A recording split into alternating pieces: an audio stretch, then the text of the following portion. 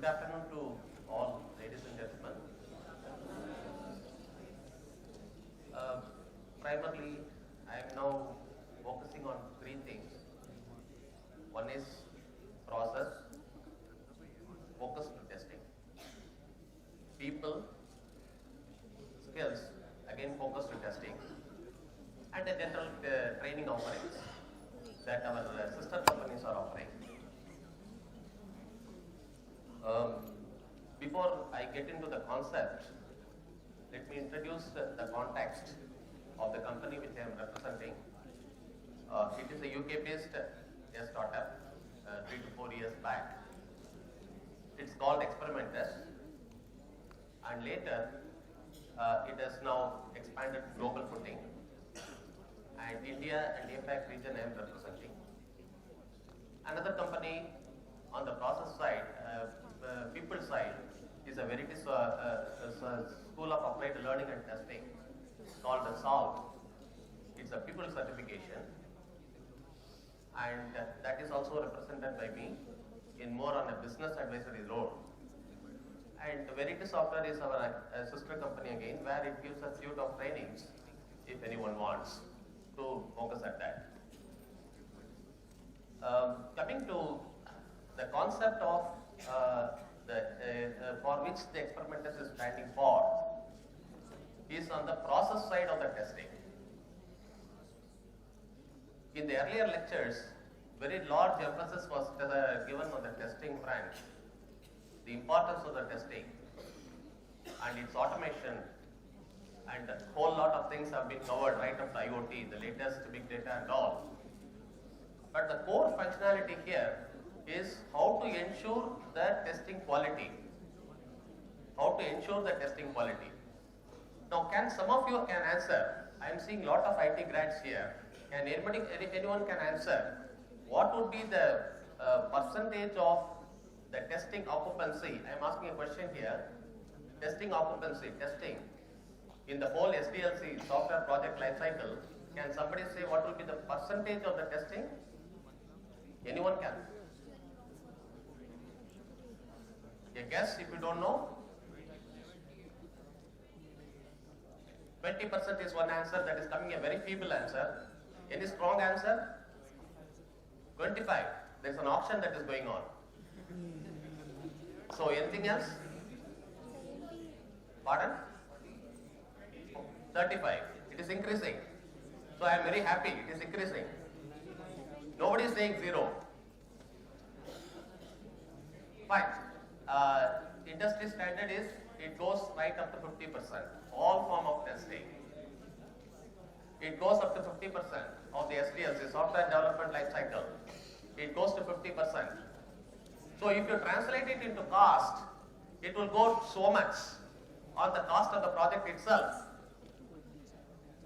Yeah, 50% is being invested most of the time unknowingly. Whereas if you look at the initial budget of many of the 10, 20 years back, if you have seen, testing would have been done as a necessary evil. And they would have allocated a budget because it has to be tested at some point in time, early.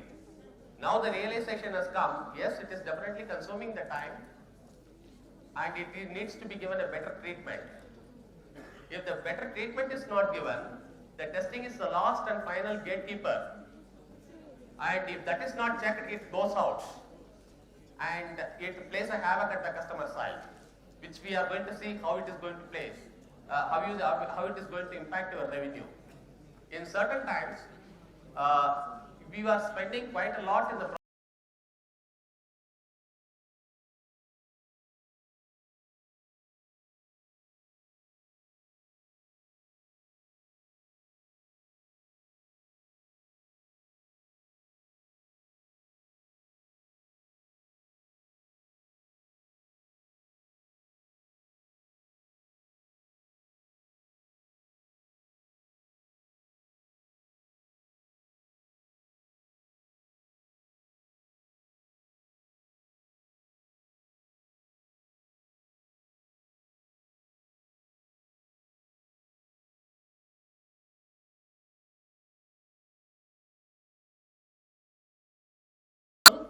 I will come next.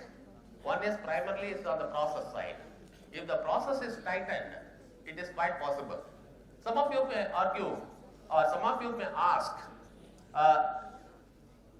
there is a certain standard process like the CMMI is already existing, capability maturity model integrated. That is already existing, which covers the testing. Why not we take care of the testing within that? I mean, why that is a TMMI, test maturity model integrated? So this is actually the scope of this company, which I will be now getting into this. In the capability maturity model integration, CMMI, yes, everything is done, but the adequate treatment to the testing could have been done much more, but it is more on the shallow. It is more on the shallow. End result is there is still the scope of many of the defects passing through. So there came the need for a separate process definitions covering the entire base of the testing into multiple kind of areas, right from the automation, right from the test management, and goes up to almost all the non-functional testing, and it has been divided into almost like 16 areas, 16 process areas, and then testing is now seen through these process areas where actually it is going wrong, where it should have been improved. It is more on a kind of analytical terms, and when such things were done, they found that the industry-wise, these are all the cost, time and risk that actually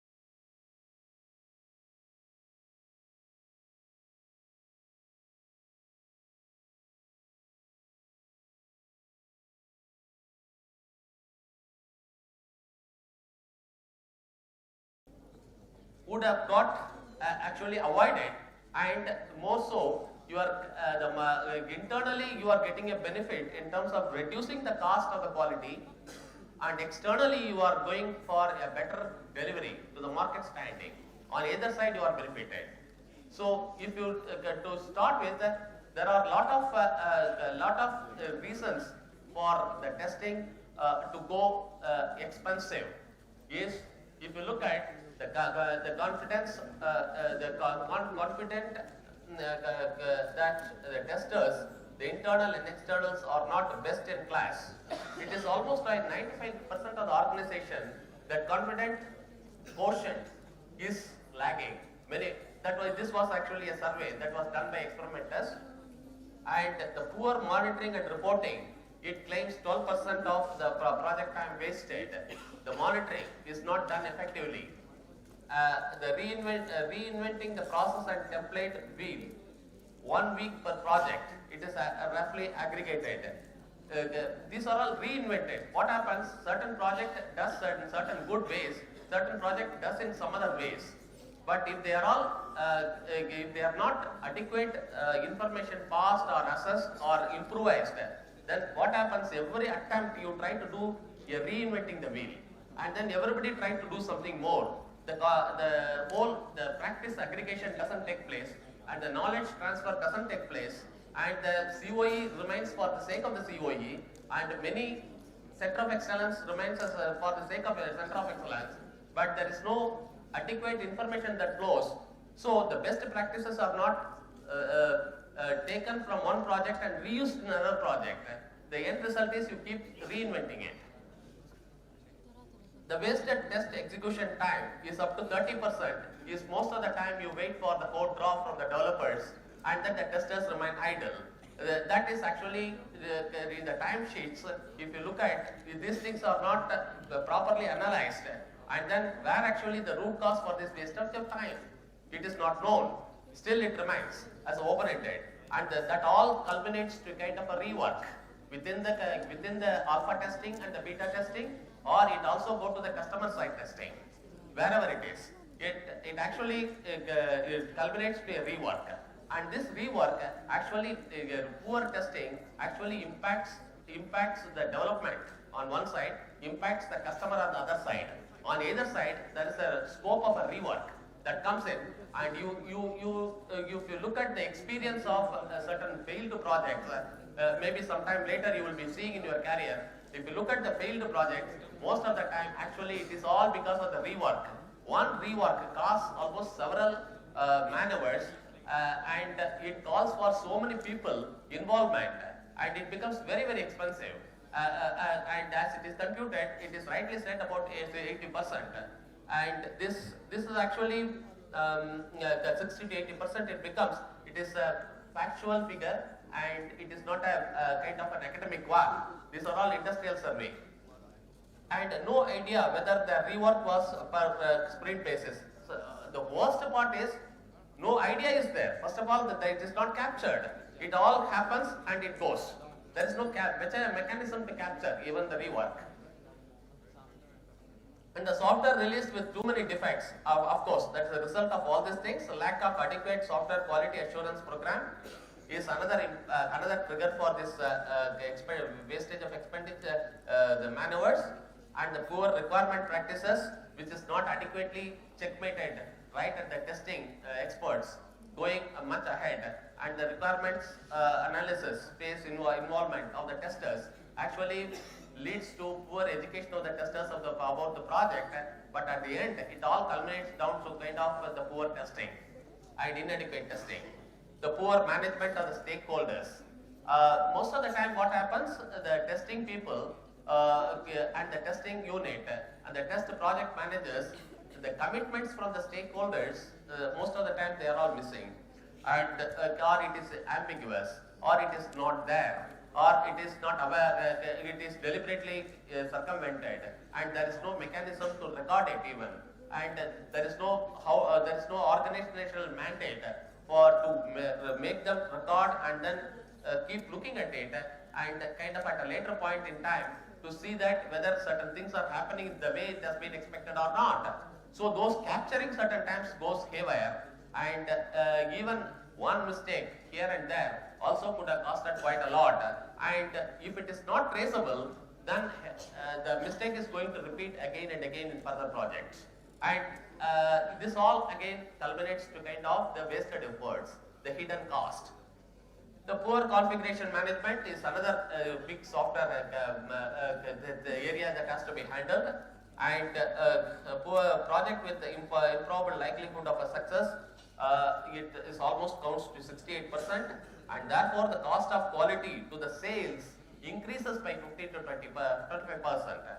Is ultimately the figure. If a salesman goes to the market and then he goes for a sales pitch, he carries at least 15% more than the actual cost.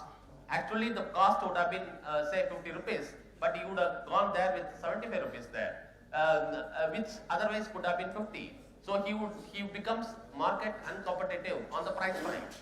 So the internal testing, all the anomalies ultimately leads to 75% of the managers aware that the decisions have been made given the lack of access to accurate information, and cost to fix the defect at the end of the life cycle goes, cost to fix the defect goes right up to 470 to 880 times. It is actually the industrial average, but it is much more. It is simply much more, for the simple reason, even though they have said this, certain times on the higher front, you may even lose a repeat order from the existing customer. You lose a phase with the existing customer, and the scope for generating revenue from that, it ends all at one attempt, and afterwards there is no road ahead, because the testing is testing is the real negative reason for the winding up. This has happened.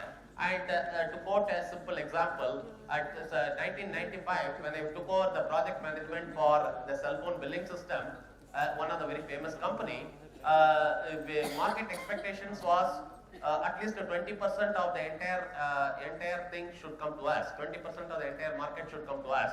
That was a very leading product. But later we found that we could not go even just one order, because that one order itself, the whole alpha testing was done. Forget about the beta testing, even the alpha testing was done, even at the customer side. That was learned at the very late stage. And the end result is the customer got so much annoyed with actions speak louder than voice, and it went as a wild fire into the market. Wherever the salespeople went into the market, they said that you need not have to say anything about your system. We know what is happening at Delhi. That's a very simple word that was told, and the entire the business of the decision support and operator support system implementation for that company came to a grinding halt. So this is a kind of certain times one learns quite a lot from the negative unsuccessful story, and whereas one don't learn so much on the successful story. So this is a kind of the testing impact. Take the reverse scenario. If the whole testing, if the cost has been incurred into the process, and the testing process getting tightened up, then probably you have a better way of approaching the market. At least you can say that yes, we have failed because our process says we have failed like this. You have at least a traceability. When you don't have even a process, you have failed it. But afterwards, you don't have any data to even know. Only thing is you are talking to all the people. Oh, what happened here? What happened there? Who did what? You know, these are all the kind of investigating mechanism that takes place. But you don't have a process backbone to actually capture all the data and then put it on a kind of a data sheet and then say that we failed because of this. That we do not know. So now, if you take SDLC, CMMI, yes, it talks about quite a lot at the level 3.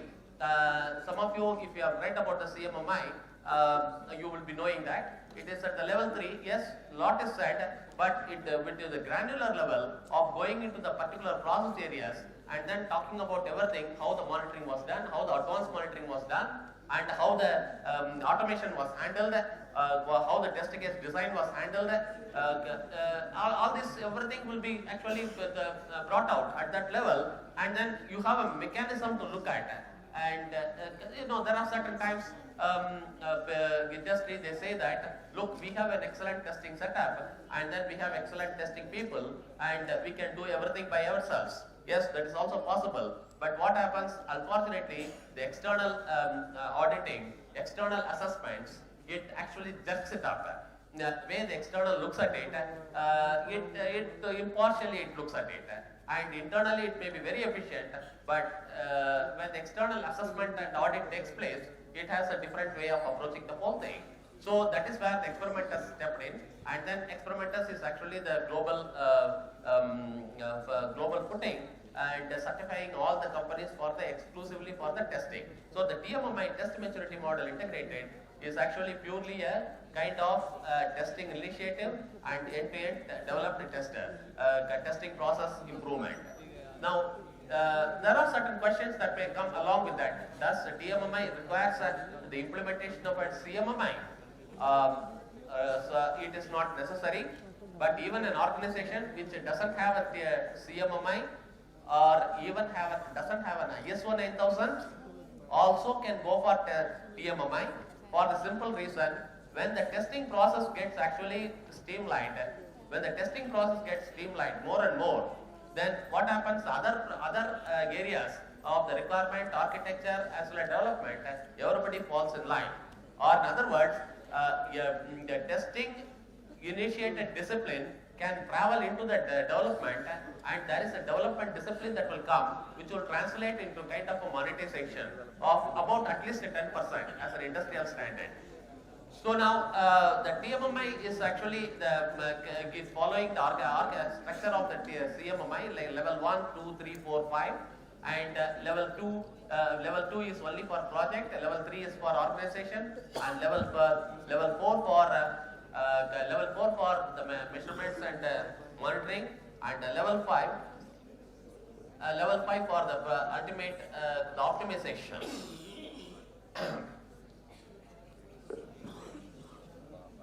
These are all certain quality goals that normally told is a general about the sermon, you can call it. Quality is 7 attributes is the class. Then quality is a confirmation to the requirements crossed by. He says that. Is once you conform to the quality requirements, then you say there is a quality for that. And quality is fitness for use is another way.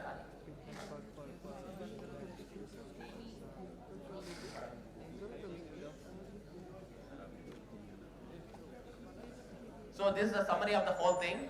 What is all about what is all about the TMMI is from moving from defect detection to defect prevention.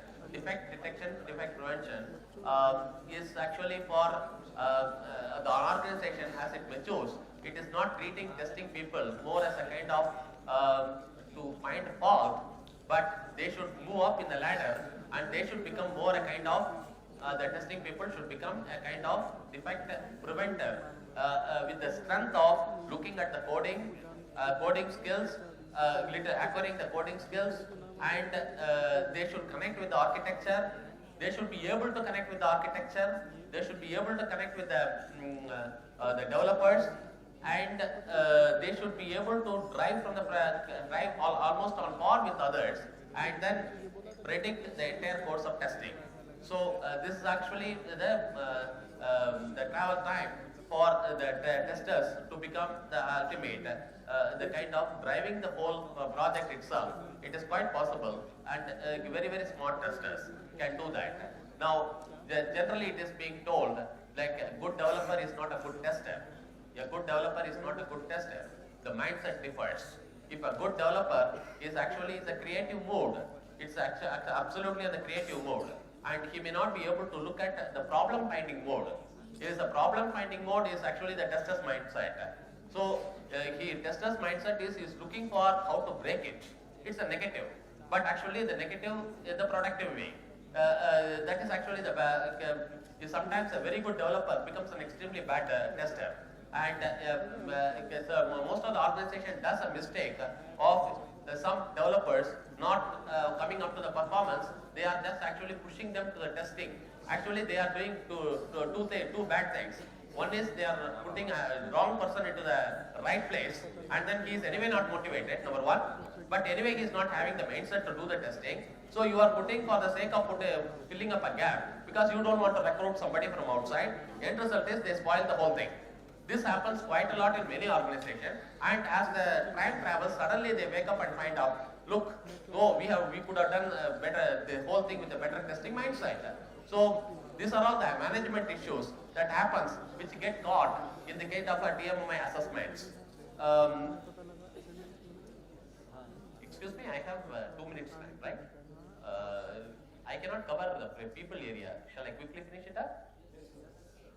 Huh? So I will stop here for want of time. I'll go to people. Yes, due to shortage of time, and now more can be told, but I am stopping at this slide, the break-even slide, with many things are there, but for shortage of time, I am stopping here. You can always connect with me, and you can take artifacts from me on this if you want to read.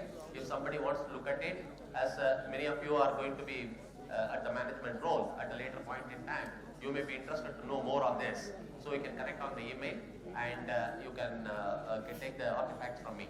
I'm stopping here and going to the people side quickly.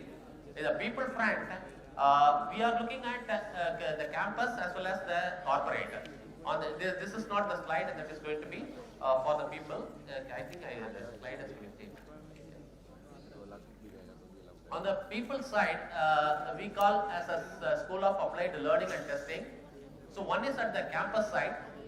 There is a general consensus. I would say that yes, graduates are extremely bright and graduates are extremely competent, but they are not productive on the day one, and there is a huge gap Yes, we are there to arrest that gap in the testing front by giving them an industrial overlap in two firms. One is through the academic skilling exercise on the testing, on various aspects of the testing, what is not taught in the college, plus we give the live application for them to work on as a group. Somebody will take the role of a manager, somebody will take the role of an architect, somebody will take the role of a automation expert, or somebody will take the role of the communicator within that. And then this entire exercise is done with a live application so that you know the real live environment for the people, and we calibrate them according to their performance, and then we give us college exit certification called the SAW, not this one, the SAW, not this one. No, this entire thing is important. You have to go to the original one and go to the very solve that. No, you have to go to the presentation link. Close this. Close this and go to the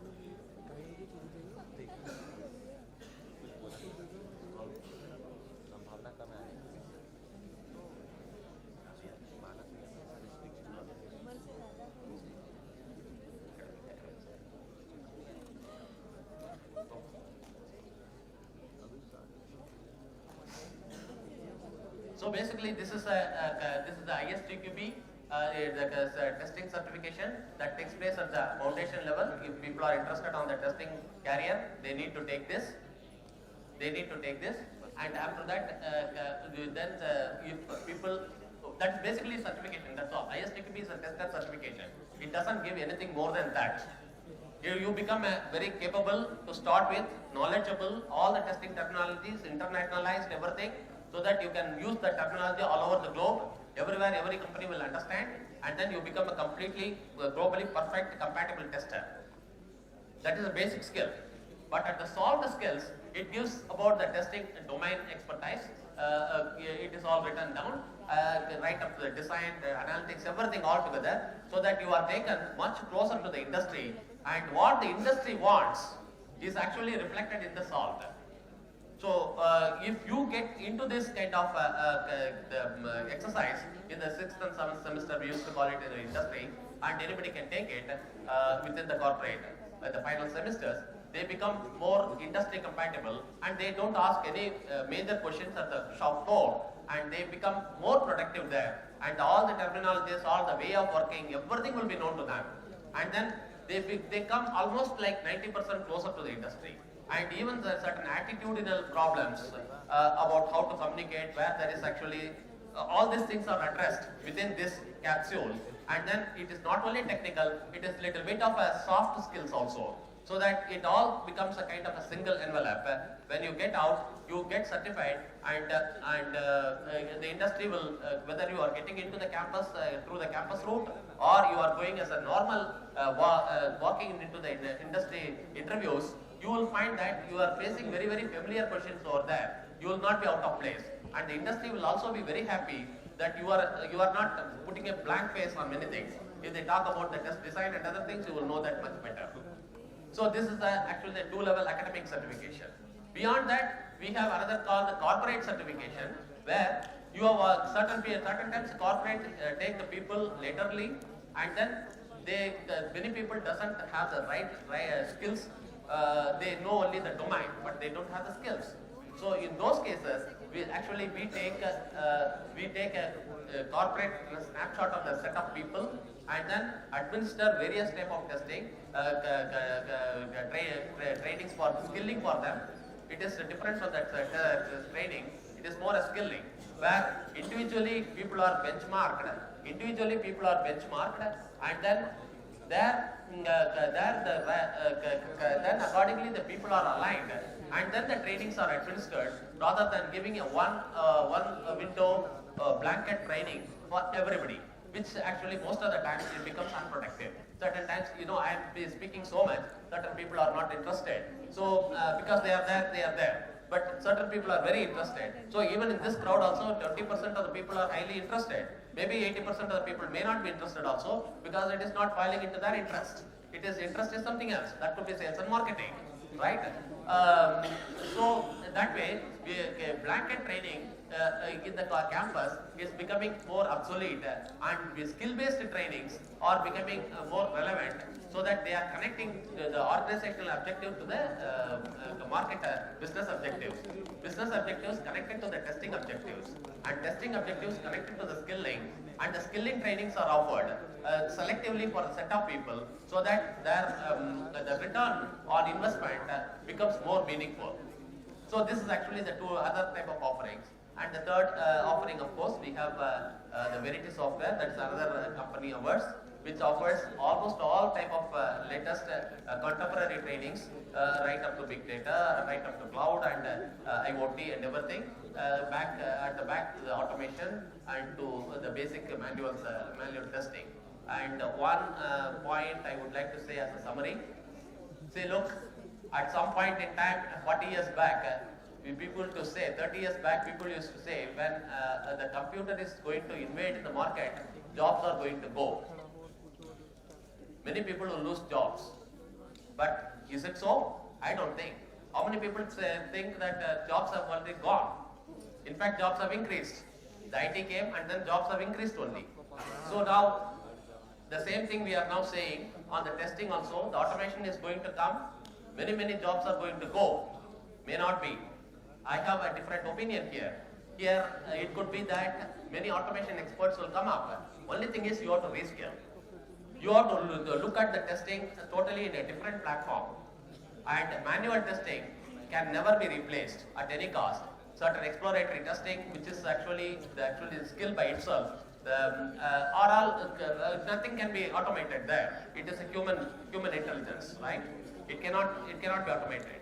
So yes, automation should take place, but it stays ahead of it. So that is how to do that automation. Yes, you require a manual intelligence, right?